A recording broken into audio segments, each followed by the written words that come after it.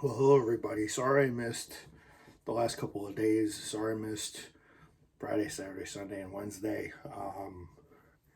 Didn't mean to. I wanted to close out April though, in a good way. So I believe, if I'm not mistaken, it's episode 54. I said we'd have around, even if I did all the episodes, we'd still be at 59. Um,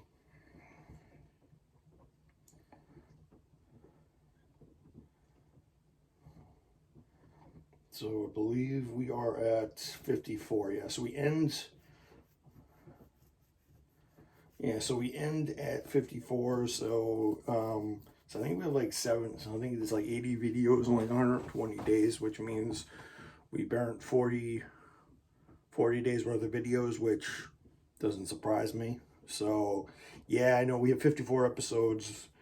But remember, it's also gameplay and all this other stuff, so I'm just going to fill with miscellaneous. I don't know why. I just wanted to close out April with, not the person, not my friend, but the month with the Gear Change Show. Hello, everybody. Welcome back to another one of these. I hope you guys enjoyed your weekend. I still had a weekend. My weekend's still not done yet because I have tomorrow off as well. So yeah, guys. Hello, everybody. Welcome back, and welcome to a Gear Change Show. And I thought I'd start talking about maybe one of my favorite topics because they have the Spa 6 Hour tonight. They had the Spa 6 Hour tonight, and well, not tonight, but Saturday. I didn't get to watch any of it, unfortunately, because I was working. So it finished at about, it started about 6 and 7 in the morning, 9, 10, 11, 12, 1, 2. So it would have started, so it would have ended around 2 o'clock our time. So I'm just going to tell you guys the brief history, or a 30-minute history, or 50,000-minute history, depending on how long I want to talk. Because sports car racing, as you guys know, is one of my favorites of all time. I'm a big, passionate fan, and stuff like that.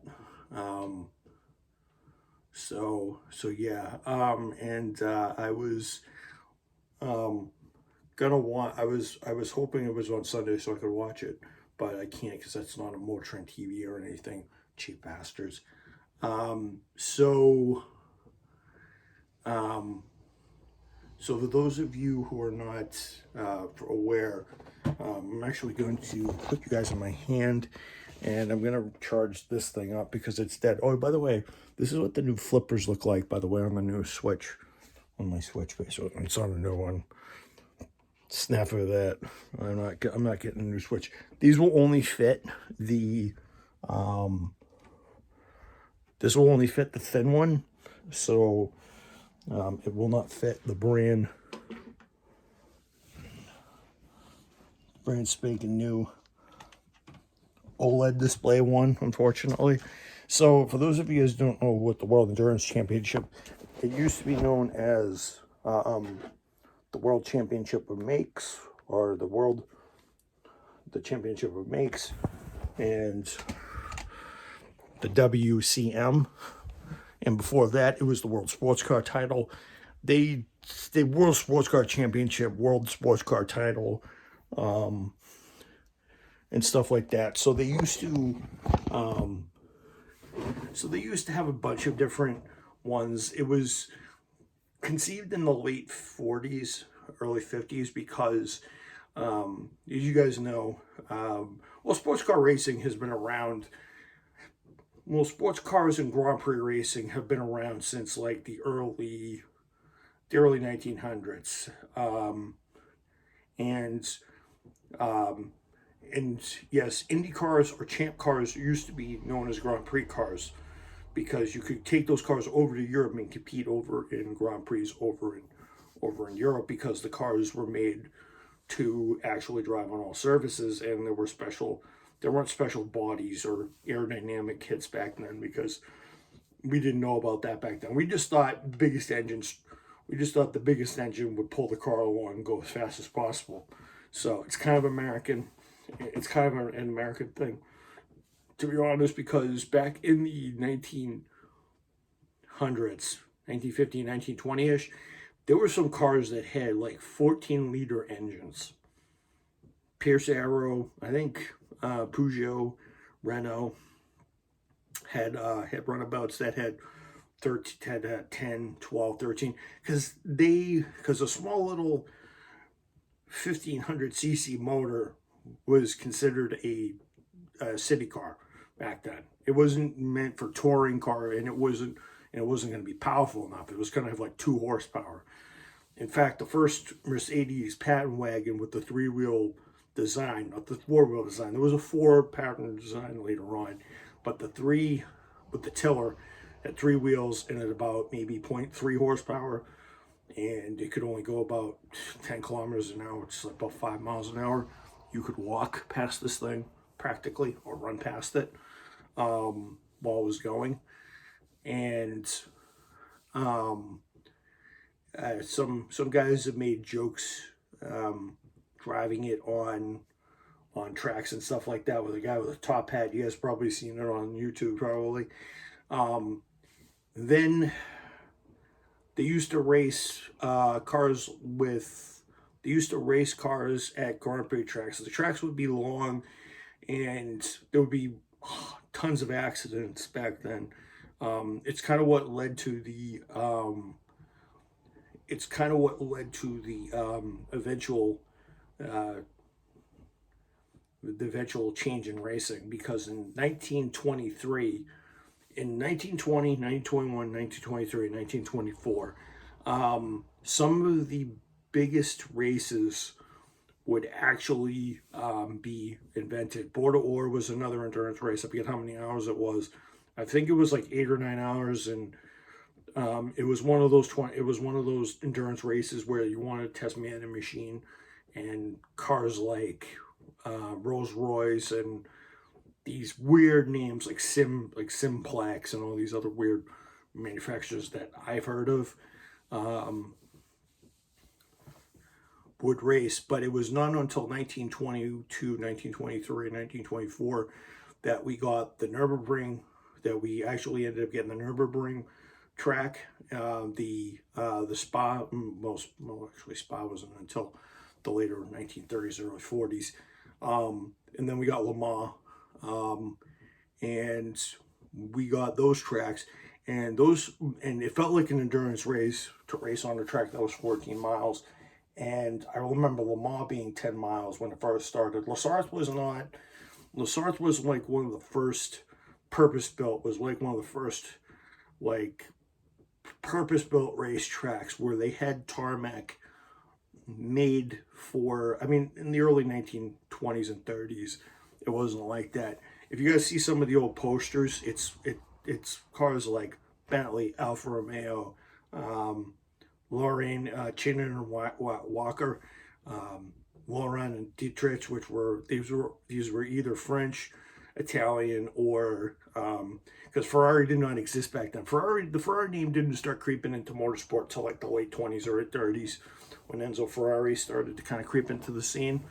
When he was an engineer back then, not the old conquering commander that he was of Ferrari, because he would be start with Alfa Romeo. So that would kind of start sports cars a little bit, and then that led to the rise of manufacturers creating touring cars, and that would be cars that could run in all types of weather. So the car manufacturers actually used to race them at the Nürburgring, Spa, and stuff like that. And then in the 30s and 40s, well, in the 20s and 30s, because the 40s, well, was dominated by a thing called the Second World War. And that gave rise to the idea that people came up with quick change tires and more fuel efficient engines, and people started to really take it into account what your engines and your cars did back then, because back then, if you were in a sprint race or if you were in a Grand Prix race that was short distance, a lot of people used to put aerodynamic bodies on their cars. And in terms of Tim Birkin, who was a brilliant driver engineer, put a supercharger on the top of a Bentley, in front of a Bentley engine, and drove the car. I don't think he won too much in it because W.O. Bentley said that the supercharged cars weren't reliable. So even back then, people were trying to figure out a way how to get the unfair advantage and figure out the way to get speed. I think Bentley actually had the first #1 blower Bentley. It looks like something out of a fantasy novel. Basically, it was the #1 Bentley or the Red Express or the Brooklyn's Express or something like that, the Brooklyn Bomber or whatever, not. And that kind of began the special racing specials that we know today, because those were considered prototypes back then, which kind of leads into what we'd see later on in the 40s and 50s and 60s, when racing manufacturers figured if they put a light engine in a car that was light enough, a big engine in a car that was light enough, they could go faster and faster and faster. Yeah, so 1939, we started getting, cars started getting more aerodynamics. People started making ones that could cut through the wind. And it was in 1937, just before the war broke out, 38, just before the war broke out, that the Grand Prix monsters of Auto Union Mercedes started to kind of flirt with 500-600 horsepower. People were like, oh, so those engines can be put in race cars. And eventually I think they got so fast, I think they had to make a formula for the cars. I think they had to make a 3-liter formula to slow the cars down because they were getting too fast. I think they went from like 650 horsepower to 450 because they were getting too quick and they were also getting too heavy. So capacity limits also started to come into play. I mean, they had capacity limits at Le Mans, but it was more of a run what you brought. They didn't really care about size and displacement back then like we did today. They classified them by displacement and by class back then, but a 2-liter car could beat a 5-liter car based on efficiency because it used less gas and it could travel more, which was also an important thing back then. You couldn't refuel for an hour back in the endurance races. So if you ran out of fuel, you were done. You couldn't push your car. You couldn't push your car to the pits. You couldn't refuel it on the course. Nothing. They wanted to test how much the endurance was. And then eventually, 1939, well, Germany decided to invade Poland. We sunk into a war that we thought we'd never win, that we thought would never end. So, and then eventually we came out of it in 1946. No one wanted to race because there was no factories around. Germany, Italy, France were all bombed into oblivion, and America was basically trying to recover from its post-war drag because of course we were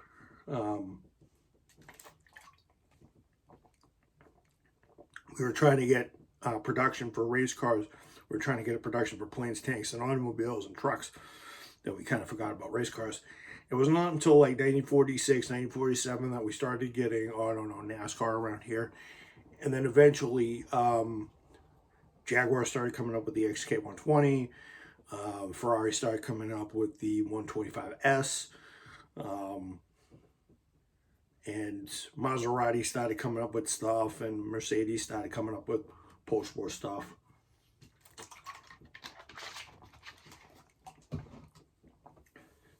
And it was not until 1951 that we started to really see what the modern prototype was going to look like. And the first kind of true production prototype for a racing series was obviously the XK120C, C for competition. It had an XK120 body. It had all the things. It had a bigger engine. It had the new XK engine that was being developed during the war, but they couldn't do it because obviously the factories got bombed, and stuff like that. And when Britain came out, well, that engine came back. That engine came back, and it proved to be a thorn in the side for the Germans and the Italians in sports car racing. And it wasn't until 1953 that Jaguar really capitalized on its with the C-Type, and the C-Type won Le Mans. And it was one of the first, it wasn't a production prototype because it wasn't based on anything. The C-Type Jag was kind of the first real, well, actually the C-Type Jag and a couple of the other Ferraris, and then you'd obviously have Mercedes with the of course you have Mercedes with the SLR, and a 300 SLR, which would go on to live in infamy back then, for causing the worst crash in automotive history, but I'll get to that in a moment. So yeah, so that would happen, and then and what happened after that is the speeds rose, and people started to realize that these cars were getting faster and faster. 1961, Ferraris had a 4.5 liter had a 4 to 4.5 liter engine in the front of their Ferrari prototypes. They were doing, these were small little rebodied Testarossas. They were doing almost 180, almost 190 by 1960. So the prototype era had really begun in I'm going to say the prototype era for racing probably started, I'm going to say, late 30s, early 40s, because you also had the Bugatti tank and a couple of the other pre-war cars that were really weird looking. If you guys look up Bugatti tank car, you'll see what I mean. It's this round contraption.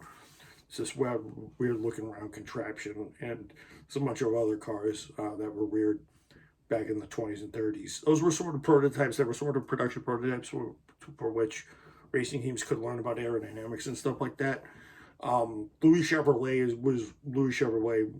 of Chevrolet fame was notorious for putting his race cars on the street. He would race Buicks, he would race Chevrolets, he would race Pontiacs or Oaklands. Oakland and Pontiac before they, Oakland and Pontiac were kind of coexisted with each other. Oakland was a brand of General Motors, and it died in the early 1900s. And I think we got Pontiac instead as a consequence, I believe. Well, consequently, Pontiac died in 2010, which was tragic. So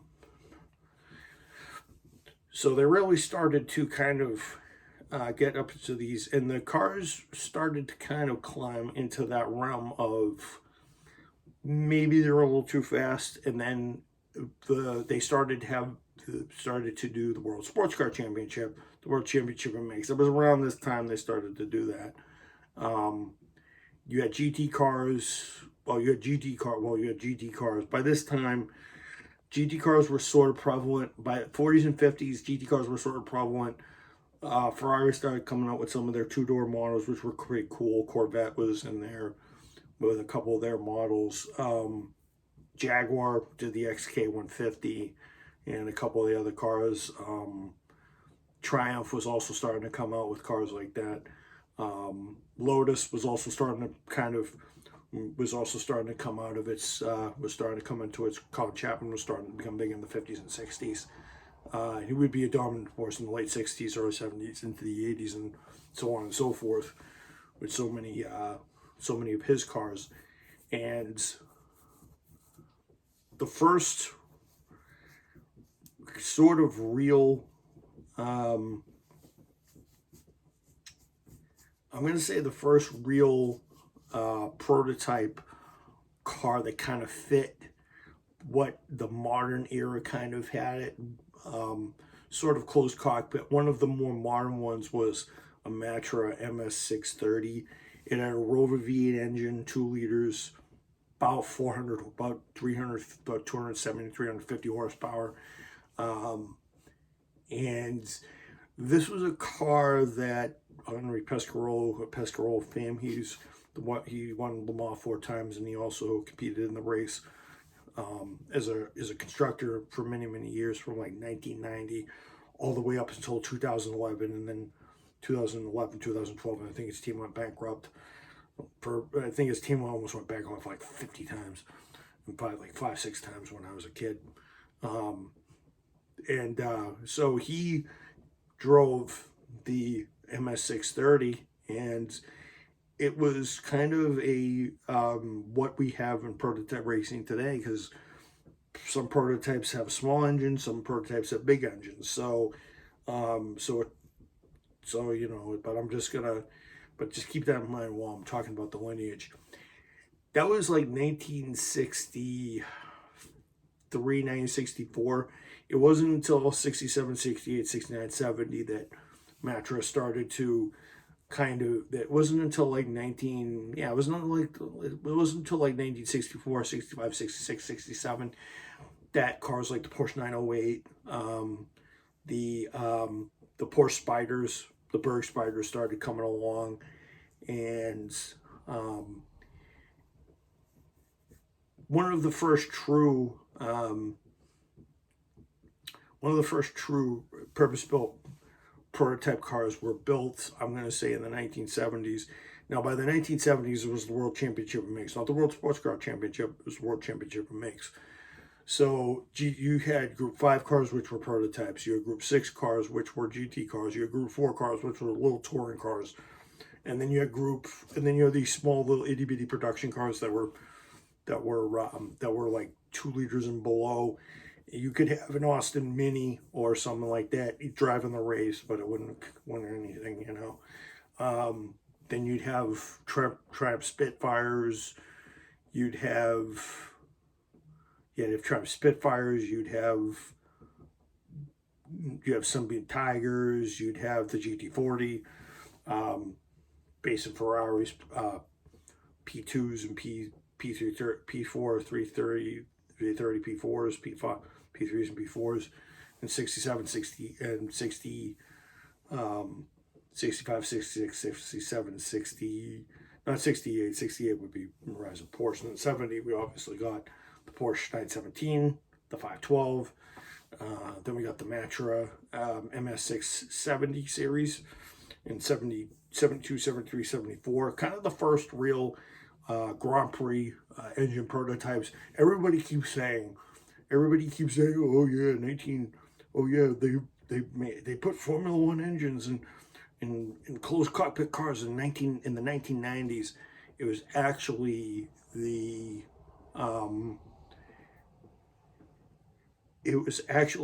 Matras that did that in the it was actually Lola and Matra that kind of started doing that, like the 1960s, late 60s, early 70s. So if everybody's sitting there going, oh yeah, the Peugeot 905 and the Toyota TS010 were the first ones. No, they weren't. They were the first successful modern Grand Prix engine cars, but they weren't the first. But they weren't the first ones to be successful. They were the first ones to be successful in a new era, in new technology. This is also when Le Mans the lap time started to slow down. I think it was partially due to the oil crisis and the economy back then. No one wanted to spend any money. World Championship of Makes, I think, even took out Le Mans out of the World Sports Car Championship in 1975, 76, because of the fuel economy regulations. Even though the race was based on fuel economy and efficiency, they should have done that. It was kind of weird how they like, we're not going to put you guys in the championship because you guys lost your championship status because of that. In a race that was based on efficiency. Well, I think by then it kind of wore out not being an efficient race, because come on, you had the GT40 doing 215 miles an hour. You had Porsche 917s doing almost 240 in the early 70s, and then it died off for a bit, and then prototypes really started to, and then teams really started to kind of sit there and go, because in the 70s and 80s GT cars won, then the Ford Cosworth engine cars would win. Then you have the 2-liter Alfa Romeo Alpine turbos. Renault Alpine turbos win with 500 horsepower. And then you'd have Porsche win a couple more. And then it wasn't until like 1982 that we got the 956. And the 956 was the first ground effect car. Kind of pawned off what they did in Formula One in 75 through 81 to prolong the Cosworth DFE, which is the only reason why people ran the Cosworth DFE back then. I told you guys that in the Cosworth DFE video a couple I think it was a couple months ago. So Porsche 956 changed sports car racing, and it would become the dominant force in racing for the next decade. Car lasted that long in racing. I'll tell you why. You guys are probably wondering, 1982, the decade's 1992. It lasted until 1994, I'll tell you why. Actually, funny, the 917 actually competed in 1981, but it didn't win. Should have won. And then, and by the way, the 917 and the 512 actually debuted in a Herbie movie. There was a thing called, I'm gonna show you guys the photos, by the way.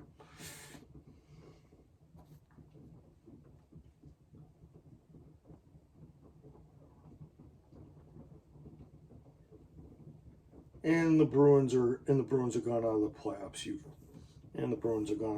You guys suck. Okay.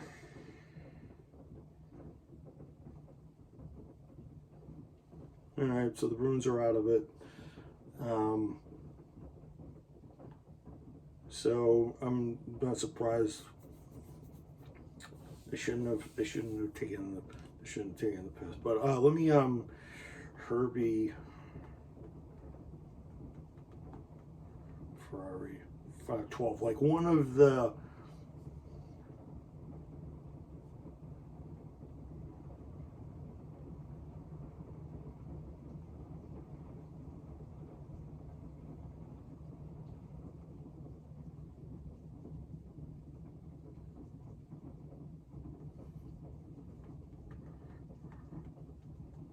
Herbie rides to Monte. By the way, if anybody is wondering what movie really got me into racing, well, one of them was the Monte Carlo race. So yeah, so it was so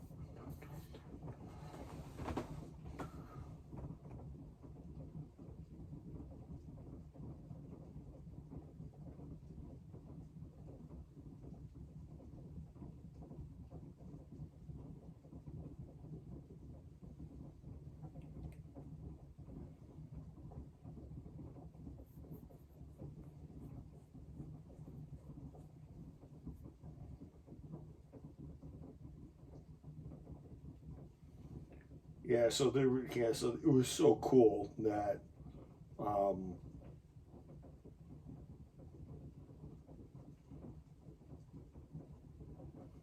so it was so cool that they actually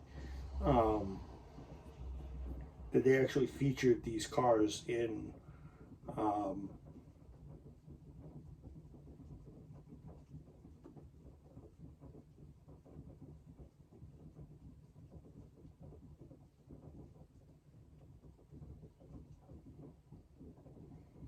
they actually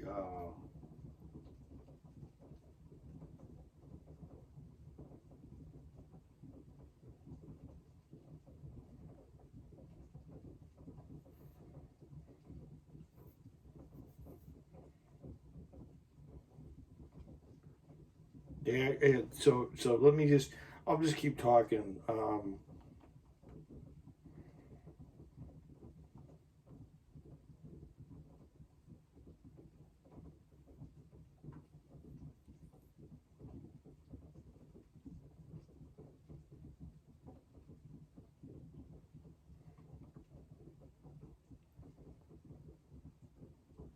So the villain in the movie actually had something like this. It looks like between a 917 and a Ferrari 512. So it was actually a Beetle bolted it was actually a Volkswagen Beetle bolted onto a chassis. It was kind of weird.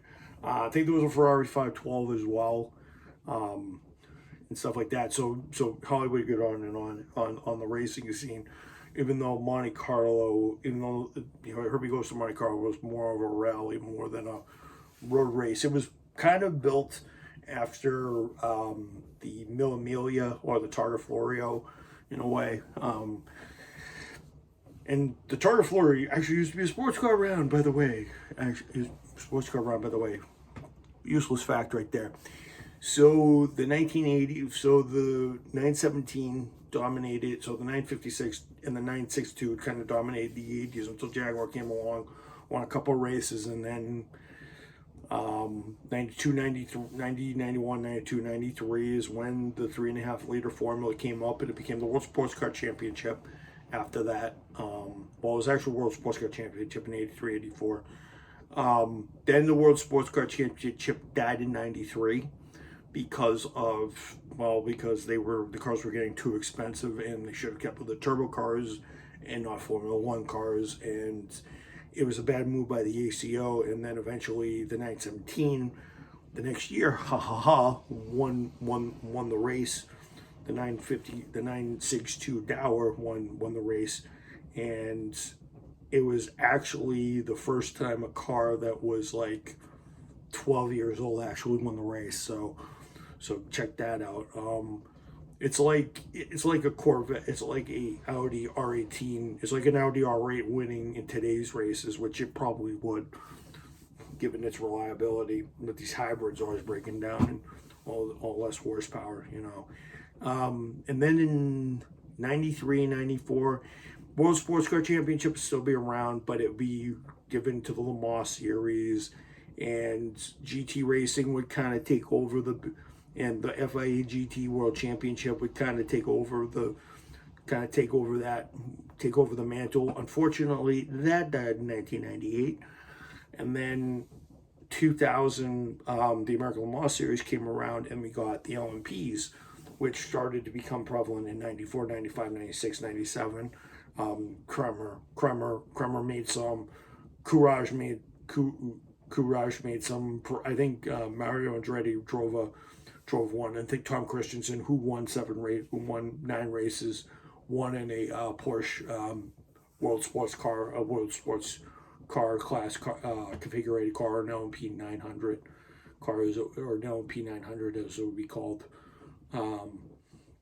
back then. And then eventually that would evolve into LMP 900, LMP 900 and LMP1. And a lot of people were like, oh, this should be a World Sports Car Championship. Fast forward to 2010 with the Intercontinental Le Mans Championship. This was kind of the beginning of the start of kind of the wars between Peugeot, Audi, Porsche, Toyota, which would come into play in 2012. They're still a dominant force today, unbelievably. But so Toyota, so in 2010 and 11, they said, oh, next year, 2012, we'll make a World Sports Car Championship. We'll call it the World Endurance Championship. And then that kind of caused the frenzy today. And the World Sports Car Championship the World Endurance Championship has changed quite a bit in the 12 years. We had LMP1 Hybrid. We had LMP1, then we had LMP1 Hybrid. Then we had Hypercar, which we have today. So the World Endurance Championship kind of started, well, actually, no, the Continental Championship started in, I think, 2009. And I don't think it really took in effect till 2010, which Peugeot won because they cheated. Because they cheated in a few races, I believe. Just like the French do. Sorry, I don't mean to hit on the French because I am part French, but we are sneaky swab bastards. But who knew, right? And cars would, and at the same time, GT cars would make a resurgence because in the WEC days, because in the World Sports Car Championship days, the 80s and the 90s, GT cars weren't really prevalent. GT cars really didn't start coming back until the 1990s. That's when Ferrari. That's when the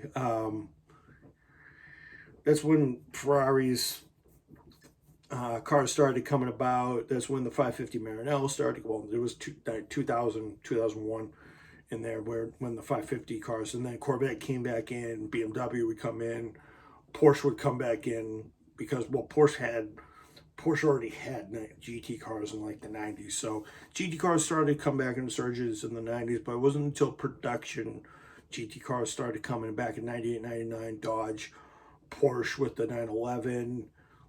Porsche would come back with the 911, the new rear engine one, the water-cooled one, not the air-cooled one. And the 993, the 995, the 996, the 997, the 991, the 992, and the 993, and all the newer generations.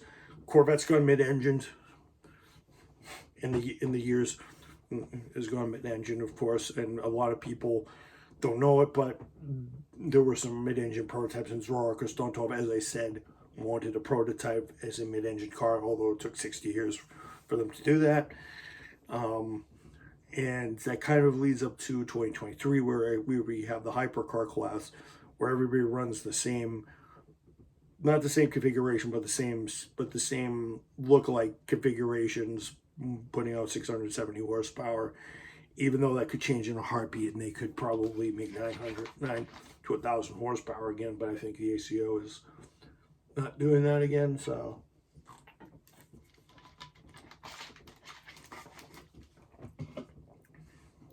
So yeah, that's kind of my gear change show for tonight.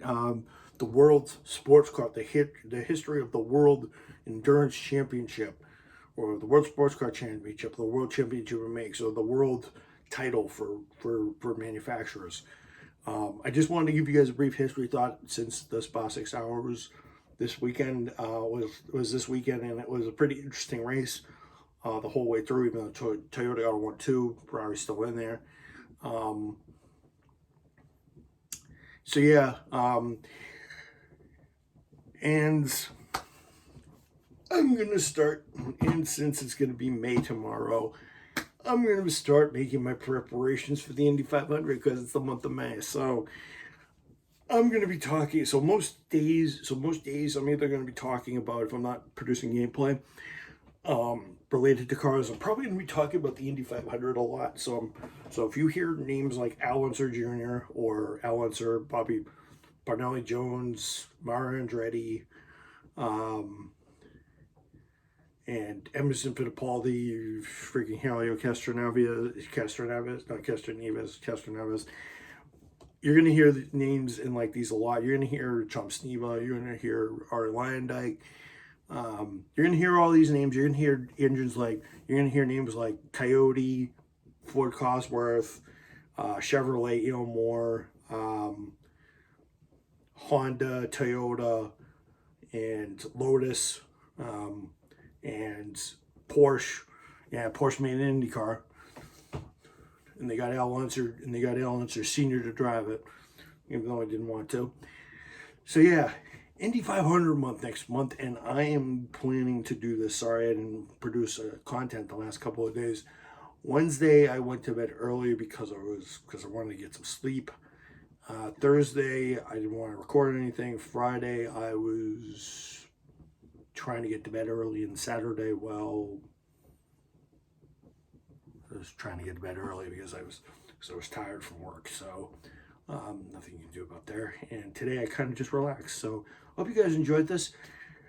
The month of May is up, and I'm going to be talking about the Indy 500 and all the rumors, all the scams. I'm going to be talking about all the fights and all this other stuff. We're going to have a fun month. And yes, I'm going to give my thoughts on the Indy 500 on Sunday when it occurs.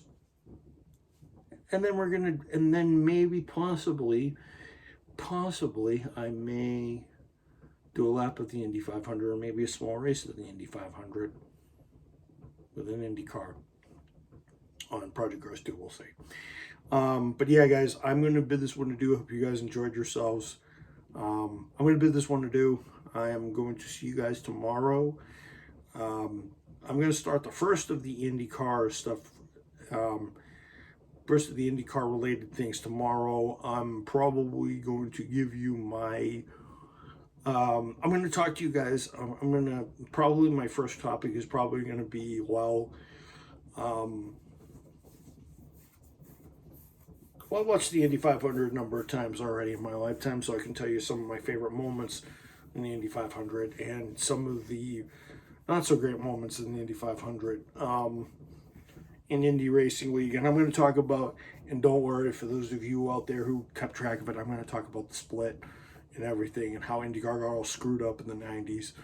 Thanks to a bunch of stuff, Tony George, Roger Penske creating the Mercedes-Benz Ilmor engine, which was not a loophole. He read the rule book. It was not a loophole. For those of you people say, oh, it was a loophole. You got a loophole in the rules. It wasn't a loophole in the rules. He basically found a gray area in the rule book and he took advantage of it. I'll talk about that. I'll talk about the Mercedes Benz Ilmor engine, probably on a gear change show. Watch me do it the night of the 5. Watch me do it the day before the 5. Watch me do the gear change, that in a gear change show the day before the 500, because that's when they actually got the car to do 500 miles. But I'm going to start with the history of Indy. I'm going to start with the history of Indy, and then I'm going to maybe do a lap on, maybe I'm going to do a lap for the gear change show on Saturday, and tell you the history, and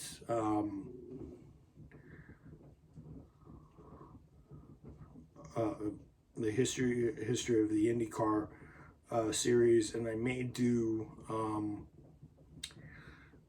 I'm not going to race a ultra fast, I'm not going to race an ultra fast IndyCar. There's a couple of Lotus cars that I can probably run, that are Formula 1 cars, but I can run on the track,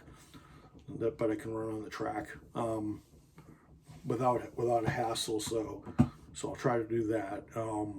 But yeah, I look for those very, very, very soon to come up, and I'll talk about histories, I'll talk about prolific figures, I'll talk about Alonso Jr., I'll talk about Bobby, talk about Uncle Bobby, talk about Bobby Unser. Bobby Unser is probably one of my favorite drivers of all time. He's such a, my grandfather told me all the stories about all the races he used to do.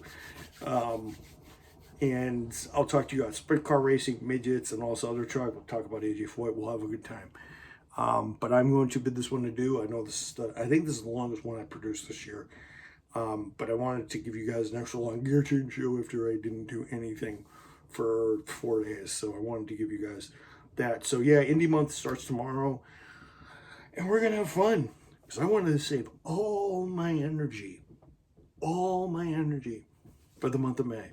So yeah, I'll see you guys later, and I will see you guys tomorrow for the first day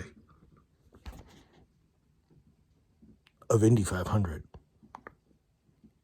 month content. And I know this is a little close.